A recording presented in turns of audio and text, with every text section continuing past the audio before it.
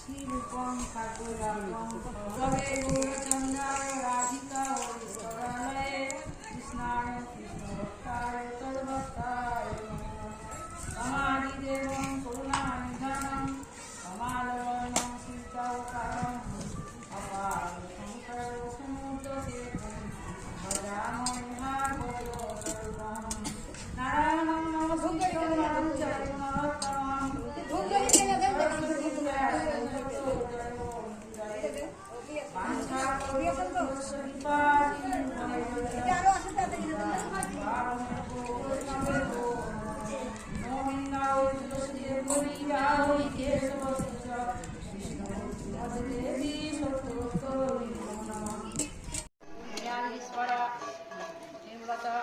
মন্দিরের সন্নিকটে যত তাদের চরণে আমার অসংখ্য প্রণাম। আমরা যেখানে এসে উপস্থিত হয়েছি পরিক্রমা করতে করতে, এই স্থানটি হল নির্মলতা ঠাকুরানীর পাঠ। আর যার উদ্যোক্তায় আমরা এসেছি, আর যেটি আয়োজন করেছে এটি হচ্ছে অপর্ণা হালদার এবং মদন গোপাল এবং আমরা যেখান থেকে এসেছি সেই মদন গোপাল মন্দির, রাধা মদন গোপাল গোপন্ন আশ্রম এবং গোয়ালজান। তা আমাদের যে বর্দা দিদি আছেন ওনাদের চরণে আমার প্রণাম। ওনারা আসতে পারেননি, যার মন্দিরের পরিচালনায় আছেন আমাদেরকে পাঠিয়েছেন। আমরা তাদের কৃপায় সেখানে এসে পৌঁছেছি। এই স্থানটি হচ্ছে পাঠ। এখানে ওনার শ্বশুরাল শ্রীনিবাস আচার্যের কন্যা মহাপ্রভু পরম ভক্ত শ্রীনিবাস আচার্য, তাহারই কন্যা হেমলতা ঠাকুরানী এখানে বিবাহ হয়েছিল। তা উনি ভগবানের পরম ভক্ত ছিলেন, রাধা মাধবের পরম ভক্ত ছিলেন। তো একদিন উনি ভক্তদের রান্না বান্না করে ভগবানের ভক্তি প্রসাদ পেয়ে ফিরে বিশ্রাম করছেন। এমন অবস্থায় গৌরের সব উৎকৃষ্ট ভক্ত যারা হিমলতানী আর ওনার সঙ্গে সমস্ত ভক্ত তখনকার সব গৌর থেকে এখানে এসে উপস্থিত হন এই হিমলতানীর বাড়িতে। তো উনি বিশ্রাম করছেন। তারা মাধবের তো খুব প্রাণধন এবং খুব প্রাণপ্রিয় হেমলতা ঠাকুরানী। তখন দেখছেন যে আমার ভক্ত এত কষ্ট করে রান্না বান্না করে আজকে বিশ্রাম করছেন, আবার এখন উঠে করলে কষ্ট হয়, আমি একটু সকলকে রান্না বান্না করে প্রসাদ ভক্তদের পাওয়ার। তখন রাধা মাধব নিজে তারা এইখানে যে ছোট্ট একটা পুষ্করিণী আছে, এই ছোট পুষ্করিণীর মধ্যে শাক হয়েছিল, সেখান থেকে সে শাক আর হচ্ছে বেগুন গাছ আছে, শুশনি শাক বলে, শুশনি শাক আর বেগুনের বাগান থেকে বেগুন, তখন তো বাগান থেকে তো পাওয়া যেত সব বাড়িতে, শাক বেগুন আরো যা ছিল ধরে এসব দিয়ে রাধা মাধব দুজনা মিলে সমস্ত রান্না বান্না করে সেই ভক্তদের প্রসাদ পাইয়ে এমন মন দিয়ে দিয়েছেন হেমলতা ঠাকুরানীকে, তিনি কিছু বুঝতেই পারেননি। তখন রান্না বান্না করে ভগবানের ভোগ সব কিছু সরঞ্জাম তৈরি করে ভক্তদের প্রসাদ পাইয়ে এবং ভক্তরা যখন বিশ্রাম করে আবার পরবর্তীতে তারা বাংলাদেশের বাংলাদেশের খেতুরি নামক স্থানে সেই নরোত্তম ঠাকুরের পাঠ, সেইখানে ওনারা যাচ্ছিলেন অনুষ্ঠানে সেই ভক্তরা। তো সে তখন যখন সবাই চলে গেছেন, প্রসাদ প্রসাদ পাওয়ার জায়গা পাতা সব আছে, উনি ঘুম থেকে উঠে দেখছেন যে আমি কি রান্না বান্না করলাম, পরিষ্কার করলাম, ভগবানের ভোগ লাগলাম, কিন্তু এত এলোমেলো হয়ে আছে, আবার মনে হচ্ছে রান্না হয়েছে, কোনো ভক্তজন এসছে, কি ব্যাপার ঘটনাটা তো বুঝতে পারছি না, কি হলো, নিশ্চয়ই হয়েছিল, রান্না বান্না হয়েছে, কি করে হলো না, আমি তো ঘুমাচ্ছিলাম। তখন উনি গিয়ে দেখছেন রাধামাধবের কাছে যে নিদর্শন রাখার জন্য উনি তো বুঝতে পারবেন যে ওনার অঞ্চলের মধ্যে সেই হচ্ছে হলুদ লেগে আছে, আর সেই এসব একটা নিদর্শন রাখার জন্য, না থাকতে পারতো, কিন্তু রাখার জন্য ভগবান ভক্তের এই জন্য উনি সেই দেখাচ্ছেন হলুদ লেগে আছে, রান্না করেছেন।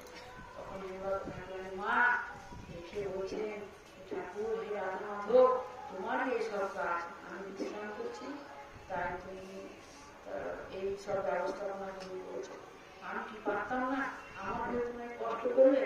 তা এমনই দেখেন ভগবানের লীলা যে ভক্তের জন্য ভগবান সবকিছু করতে পারে। যদি নিষ্কিঞ্চন ভক্ত এবং শরণাগত ভক্ত হয়, একদম ভগবানের পারকর্মে যার মন নিবিষ্ট হয়ে গেছে, সংসারের প্রতি তার আসক্তি নেই, সেই ভক্ত যদি সে ভগবানকে ভালোবাসেন, আত্মসমর্পণ করেন, ভগবান তার জন্য সেই ভক্তের জন্য সব কিছু দিতে যান। তো এইভাবে তিনি এই সব ভক্তরা চলে গেলেন, আর সেই রাধা মাধবের সব নিয়ে সেই রাধা মাধবের বেরিয়ে ধরে কাঁদতে লাগলেন, আর বললেন যে তুমি আমার জন্য এত কষ্ট করেছো ঠাকুর, তুমি আমাকে বলতেই পারতা। সেই থেকে এসেছে একটা ঘটনা। আর একদিন উনি এইখানে যে সামনে মা গঙ্গা দেবী আছেন, এখানে উনি গঙ্গা স্নানে গেছেন, প্রথম স্নান করতে গেছেন এবং এসে রাধা মাধবের রান্না ভোগ লাগাতেন। তো একদিন সামনে এই ঘাটের মধ্যে, যে ঘাটে আমরা আসলাম, ওই ঘাটে আরো সেই ঘাটটি আছে নিদর্শন। তো উনি স্নান করেছেন, স্নান করে ওনার আসতে দেরি হয়ে যাচ্ছে, রান্না করতে হবে।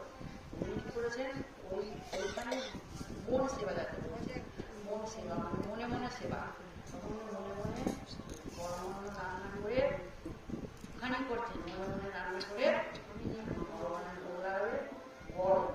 আর ওনার স্বামী এখন বলছে এত স্নান করতে গেলে এত দেরি হচ্ছে, আমি ঘুরিয়ে দেখে আসি, আমি ভালো ব্যবস্থা কখনো কি হয় যায়।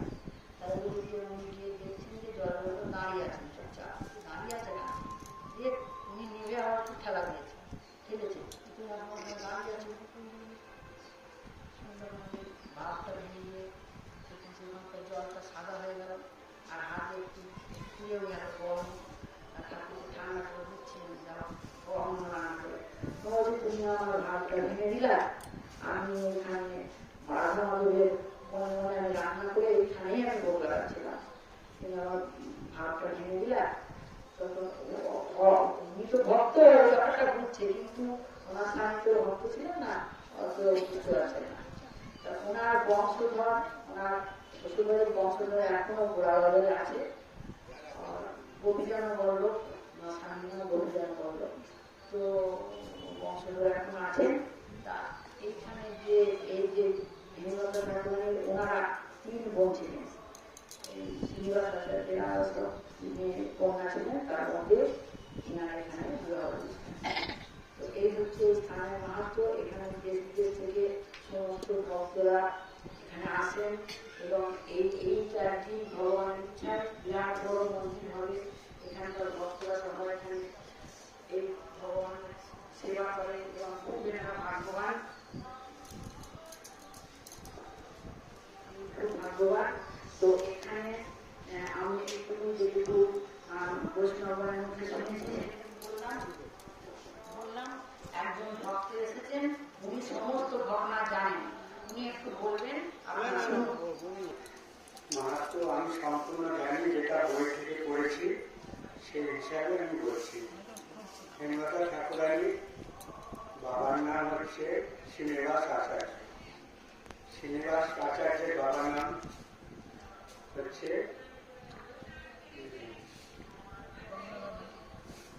গঙ্গাধর পণ্ডিত। এই গঙ্গাধর পণ্ডিতের কন্যা হচ্ছে, গঙ্গাধর পণ্ডিতের হচ্ছে পুত্র হচ্ছে শ্রীনিবাস। শ্রীনিবাসের পুত্র হচ্ছে, কন্যা হচ্ছে আমাদের হেমলতা ঠাকুরানী। হেমলতা ঠাকুরানীরা 3 বোন হচ্ছে, হেমলতা ঠাকুরানী, কাঞ্চলতিকা আর হচ্ছে কৃষ্ণপ্রিয়া। এই তিন বোনের মধ্যে এক ভাই, ওদের তিন ভাইয়ের মধ্যে এক ভাইয়ের নাম হচ্ছে গোবিন্দ গতি। এই গোবিন্দ গতির কাছ থেকে দীক্ষা নিয়েছিল আমাদের হেমলতা ঠাকুর, বুঝলেন। আর হেমলতা ঠাকুরের যখন জন্ম হয় তখন আমাদের এটা হতো সরস্বতী পূজার জন্ম, সরস্বতী পুজোর দিন সরস্বতী পুজোর দিন। আর বৈশাখী পূর্ণিমাতে শ্রীনিবাস আচার্যের জন্মদিন, বুঝলেন, শ্রীনিবাস আচার্যের জন্মদিন। আর পরবর্তীকালে বৃন্দাবনে ওনার একটা আমাদের রাস্তা আছে, সেই রাস্তাটার নাম হচ্ছে শ্রীনিবাস রোড।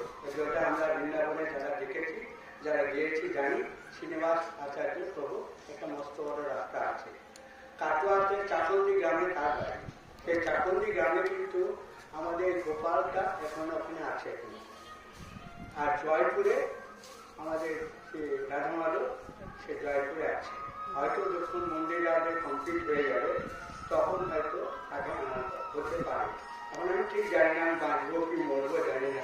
তো মন্দিরটা যখন হতে চলেছে, কেন যে বাধা বিঘ্ন হলো জানি না, বেশ সুন্দর হচ্ছিল। তার বংশ আছে এখন বলছে, তো বংশ আছে কিনা ঠিক জানি না। একটা নাম হচ্ছে পদ্মা দেবী আর একটা নাম হচ্ছে গৌরাঙ্গপ্রিয়া। এই গৌরাঙ্গপ্রিয়াকে আগে প্রথম কন্যা হচ্ছে আমাদের শ্রীনিবাস আচার্যের হচ্ছে পদ্মা দেবী। আর যেটা আছে আমরা যে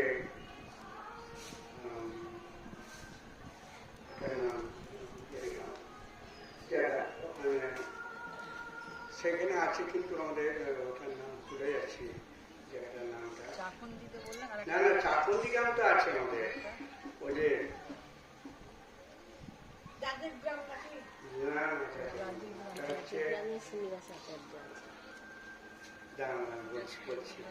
আছে সেখানে আমাদের ওখানে যে উনি থাকতেন, ওখান থেকে পরবর্তীকালে উনি ওইখানে বিবাহ করেছিলেন আর ওনার স্ত্রীকে ওখানে রেখেছিলেন, একটাই কন্যার সংসারে রেখেছিলেন। আর ওই কন্যাই হচ্ছে আমি হেমলতা ঠাকুর। যেটা দেখা যাচ্ছে যে তিন ভাই বোনের মধ্যে কিন্তু নয়, পদ্মা দেবীর একটাই বোন, আর দুই বোন কাঞ্চলতিকা, কৃষ্ণপ্রিয়া আর গোবিন্দবতী কিন্তু তিন ভাই বুঝলেন, এটা তিনজন। আর পরবর্তীকালে আমাদের এখানে অনেক মাহাত্ম্য আছে, এনারা সব জানেন। আমি কি বলি তবে বলছি ইতিহাস আমার কাছে বই খুলে এখন সব বয়সের সঙ্গে সঙ্গে সব ভুলে যাচ্ছি, কিন্তু অনেক মনেও আছে আমার, কিন্তু এই মুহূর্তে মধ্যে সব ভুলে যাচ্ছি, বুঝলে তো। তবে এখানে থাকতেন ওনার শ্বশুরমশাই হচ্ছে গোপীনাথ বল্লভের শ্বশুর রামকৃষ্ণ চট্টোপাধ্যায়। এই রামকৃষ্ণ চট্টোপাধ্যায় হচ্ছে তার শ্বশুরমশাই, রামকৃষ্ণ চট্টোপাধ্যায় শ্বশুরমশাই। আর গোপাল দাস বাবাজি বলেছেন একটা মেলা হতো, পেটুরে মেলা হতো, যেটা এককালে, কিন্তু আমরা জানি না সেটা এককালে ছিল। আর ওইটারই নামকরণ হয়ে জিয়াগঞ্জে এখন হচ্ছে। কেন যে নরহরি ঠাকুরের যে ওখানকে শিষ্য ছিল গঙ্গাধর কবিরাজ, গঙ্গাধর চক্রবর্তী, গঙ্গানারায়ণ চক্রবর্তী, এই গঙ্গানারায়ণ চক্রবর্তী ওখানে রাখেন। তার কারণ ওনার যখন মহাপ্রভু চলে গেলেন তখন ওনাকে যখন খুঁজে পাওয়া যাচ্ছিল না, তখন হাঁটতে হাঁটতে মস্তিষ্ক নরম হয়ে গেছিল, তখন পাওয়া যাচ্ছিল। তখন এখানে আসা, জিয়াগঞ্জে আসার একটাই কারণ, তার শিষ্য ছিল, প্রধান শিষ্য গঙ্গানারায়ণ চক্রবর্তী। এই গঙ্গানারায়ণ চক্রবর্তী বলে তার কাছে গঙ্গা এবং ওরকম জায়গায় ওনাকে রেখে দেওয়া হয়েছিল, যে রাখার পর যাতে মাথাটা ঠিক থাকে বার করুন। উনি মহাপ্রভুকে চলে গেছে জানতেন না, নিত্যানন্দ প্রভু চলে গেছিল, মানে মস্তিষ্ক অন্যরকম। সে প্রথমেই জানতেন, উনি সবসময় দেখেইছিলেন, উনি সবসময় দেখেইছিলেন, উনি যে চলে গেছে জগতে ছিলেন না জানেন। আর নিত্যানন্দের ঠাকুরের জন্ম একই সারা, ওই 1540 খ্রিস্টাব্দে জন্ম। আর এনারও জন্ম কিন্তু 1545 খ্রিস্টাব্দে, 1545 খ্রিস্টাব্দে মানে হেমলতা ঠাকুরের জন্ম, বুঝলেন তো। আর গঙ্গানারায়ণ চক্রবর্তী হচ্ছে অধিকার ব্যাপার, আর গঙ্গাধর ভট্টাচার্য হচ্ছে শ্রীনিবাসের বাবা, আর মায়ের নাম হচ্ছে শ্রীনিবাসের হচ্ছে গৌরাঙ্গপ্রিয়া, আর একটা নাম হচ্ছে পদ্মাবতী। আর গঙ্গানারায়ণ চক্রবর্তী, গঙ্গানারায়ণ ভট্টাচার্য, গঙ্গা ভট্টাচার্য হচ্ছে শ্রীনিবাসের বাবা। এটা আমরা বইয়ে পড়েছি, জানতাম।